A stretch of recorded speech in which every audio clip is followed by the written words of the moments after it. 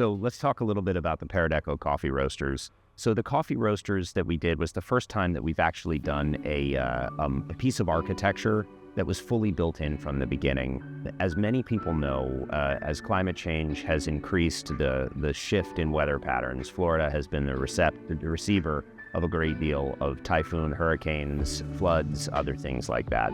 And that means that a lot of homes and a lot of businesses have suffered every year as the season comes around. So one of those is a local coffee shop called Paradeco Coffee Roasters. They had the opportunity to come into a hotel that had been destroyed by previous hurricanes and build a coffee shop. But what they were concerned about is they were going to put their life savings into a coffee shop that might get destroyed a couple of weeks later by a hurricane that came through. So they went out looking for the impossible. They went out looking for a hurricane-resilient coffee shop. It seems ridiculous. And I think this is the power of local manufacturing and innovation done this way. We knew already that we could build things that were resilient. And when we approached the makers of the coffee shop as they were going forward, we proposed to them that we build the first hurricane-resilient coffee shop. And that's what Paradeco 2 is.